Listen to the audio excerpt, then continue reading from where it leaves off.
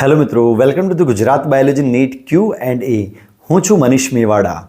તો ઘણા બધા કેટેગરીના વિદ્યાર્થીઓ બાયોલોજી સ્ટ્રીમની અંદર ભણે છે.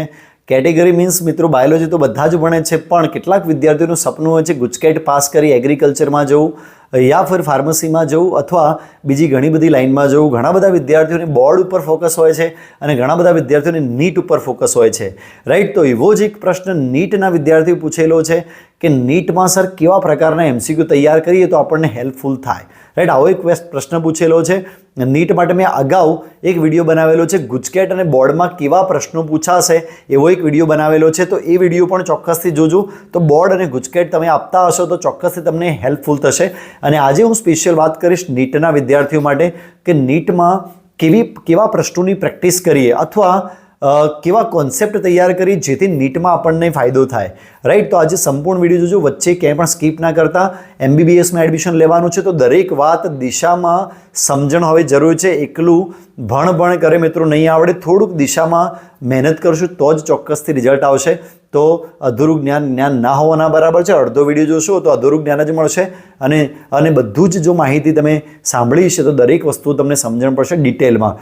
તો તમે મારી ચેનલ પર નવા છો તો અત્યારે સબસ્ક્રાઇબ કરી દો. બાજુમાં જે બેલ બટન છે એને ક્લિક કરજો. જ્યારે પણ હું અહીંયા વિડીયો મૂકું છું ત્યારે તમને તરત જ અપડેટ મળે અને તમે નીટ માટે અપડેટ થતા રહો.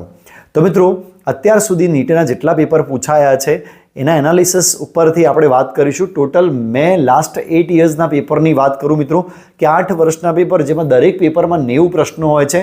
તો અપ્રોક્સિમેટલી અંદાજે મિત્રો 720 કે 800 પ્રશ્નો ગણી લઈએ મિત્રો. છેલ્લા 800 પ્રશ્નોની વાત કરી રહ્યો છું કે આવા બધા પ્રશ્નોની અંદર કેવા પ્રકારના પ્રશ્નો પૂછેલા છે. તો આખું પેપર તમે એનાલિસિસ કરશો તો હવેની નેક્સ્ટ મતલબ જેટલા પેપર છેલ્લા 2-3 વર્ષના પેપર જોશો તો હંમેશા પેપર સેટરોએ એક પેટર્ન બનાવી છે કે કેવી પેટર્ન કે મિત્રો કે દરેક પ્રશ્નો બહુ મોટા પૂછાય છે. હા, નો ડાઉટ આખું પેપર મિત્રો એકદમ સરળ હોય છે. હું એમ કહીશ એકદમ સરળ હોય છે. નીટનું પેપર બિલકુલ સરળ હોય છે, પણ પ્રોબ્લેમ ક્યાં થાય છે મિત્રો, હું એની વાત કરું છું. તો પ્રોબ્લેમ થાય છે મિત્રો સ્પીડમાં, કે વિદ્યાર્થીઓ સ્પીડમાં પેપર પૂરું નથી કરી શકતા. એનું રીઝન છે મિત્રો, એનું રીઝન એ છે કે આખી પેટર્નમાં બધા જ MCQ મોટા પૂછવામાં આવે છે. ફકરા ટાઈપ પ્રશ્નો હોય છે અને એના જે ઓપ્શન હોય છે મોટા હોય છે. ઘણીવાર તો પ્રશ્ન જ એવડો મોટો હોય છે. આપણે એકચ્યુઅલી મિત્રો 90 પ્રશ્નો પૂછાવતા હોય છે ને આપણને 90 મિનિટ મળતી હોય છે. એકચ્યુઅલી 100 પ્રશ્નો હોય છે તેમાં સિલેક્ટ કરવાના હોય છે 90. તો મિત્રો 1 મિનિટમાં એક પ્રશ્ન લખવો જરૂરી છે, રાઈટ. તો જરૂરી છે કે 1 મિનિટમાં એક પ્રશ્ન લખાય. પણ મિત્રો અહીંયા તમે જોશો, તમે છેલ્લા 2-3 વર્ષના પેપર જુઓ તો દરેક પ્રશ્ન એવડો મોટો હોય છે જેને વાંચતા જ મિત્રો અડધી મિનિટ થઈ જાય, રાઈટ. એટલા મોટા MCQs હોય છે. તો એના માટે મિત્રો પ્રેક્ટિસ બહુ અગત્યની છે. તમે જેટલી વધારે પ્રેક્ટિસ કરશો સાની આવા પ્રશ્નોની, તો તમારે આવા પ્રશ્નો વધારે કરવાના છે. ને આવા પ્રશ્નો મિત્રો ઘણી બધી રેફરન્સ બુકોમાં આપેલા છે, રાઈટ. ઘણી બધી રેફરન્સ બુકમાં આપેલા છે. ને આવા પ્રશ્નો એટલે મિત્રો તમારે NCERT બહાર નથી જવાનું, રાઈટ. NCERTમાં જે પેરેગ્રાફ્સ લખેલા છે તમને ક્લિયરલી એની સમજણ હોવી જોઈએ અને તમારા દિમાગમાં મગઅપ હોવા જોઈએ પેરેગ્રાફ. કેમ? કારણ કે હું ફરીથી કહું છું પેટર્ન એવી છે કે બહુ મોટા પ્રશ્નો પૂછાય છે.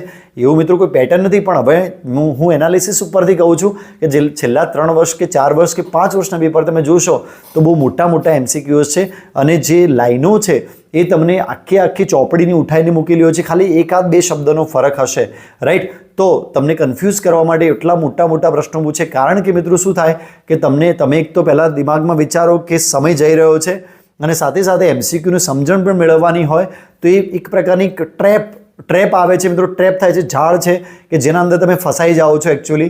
તો આ ઝાડમાં ના ફસાવો એના માટે મિત્રો શું કરવું પડશે, વધારે પ્રેક્ટિસ કરવી પડશે, રાઈટ. આકૃતિઓ બધી જોઈ લેવાની મિત્રો. આકૃતિ રિલેટેડ પ્રશ્ન કરજો, આકૃતિ રિલેટેડ જુઓ.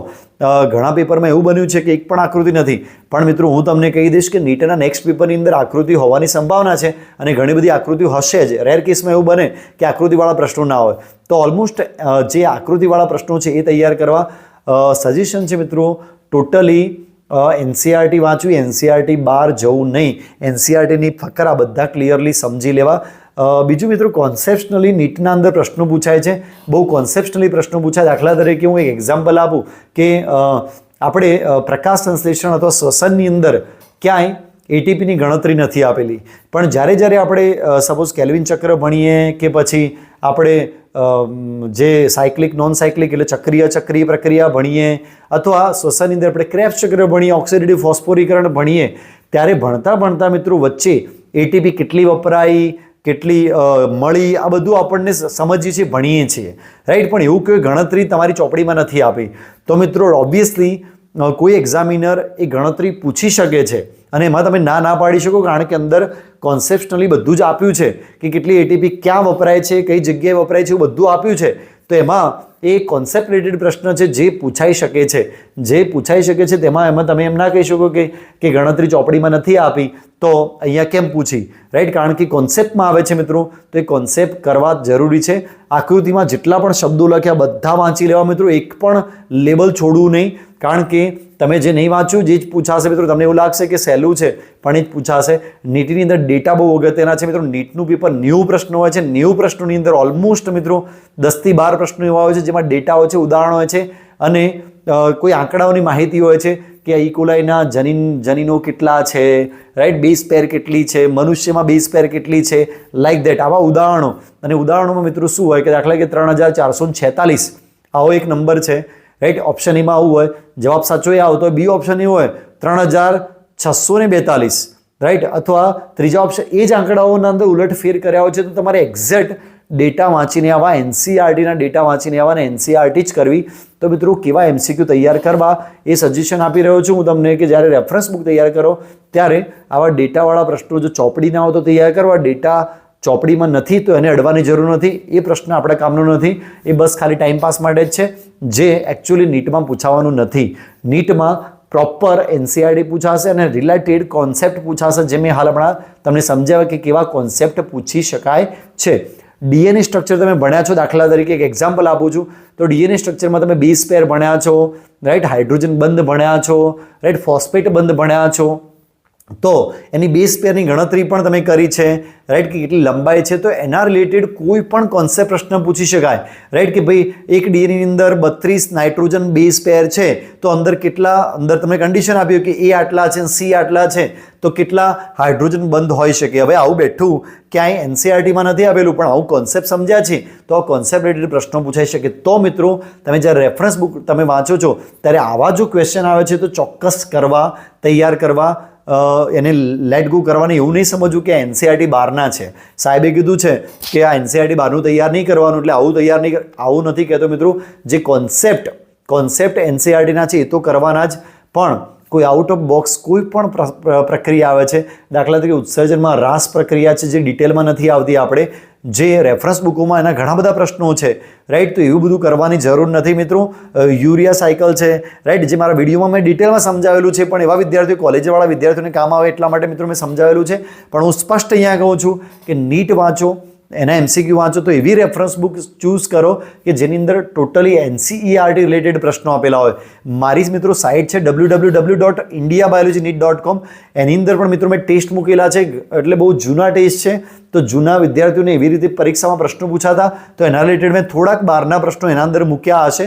જો પ્રેક્ટિસ માટે 1-2% કોન્સેપ્ટવાળા થોડાક બહારના પ્રશ્નો કરી શકો છો, પણ મિત્રો વધારે ફોકસ નહીં કરતા એની ઉપર.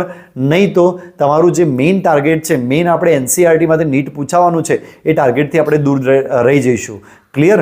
તો નંબર 1 અને નંબર લાસ્ટ એક જ વાત કહીશ કે એનસીઆરટીને ફોલો કરજો. એનસીઆરટી છોડતા નહીં. જે વિદ્યાર્થીઓને એનસીઆરટી 10 વાર વાંચી છે, 8, 9 અને 10 વાર વાંચી છે, વારંવાર વાંચી છે, સમજ્યા છે, એક પણ કોન્સેપ્ટ બાકી રહી ગયો તો પહેલાં એ સમજી લેજો.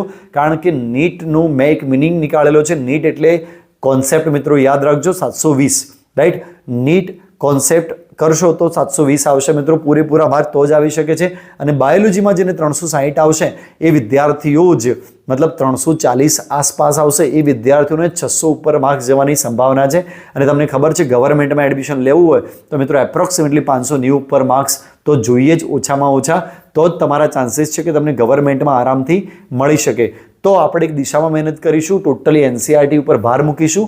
અને તમારા મનમાં જો હજી પણ કોઈ પ્રશ્ન હોય તો મને કોમેન્ટમાં કહી શકો છો. હું ચોક્કસથી એનો રિપ્લાય આપીશ અને એના ઉપર હું વિડીયો બનાવીશ, તમારા નામ લઈને વિડીયો બનાવીશ, જેથી ખબર પડે કે ઘણા બધા વિદ્યાર્થીઓ કેવા કેવા પ્રશ્નો પૂછે છે જેનું ખરેખર સોલ્યુશન મેળવવું જરૂરી છે, જેથી કરીને દરેક વિદ્યાર્થીને ફાયદો થાય. તો આઈ હોપ મારો આ વિડીયો તમને ગમ્યો હશે કે નીટમાં કેવા એમસીક્યુ તૈયાર કરવા, એમસીક્યુએસ તૈયાર કરવા, જેથી તમારા નીટની અંદર વધારેમાં વધારે માર્ક આવી શકે.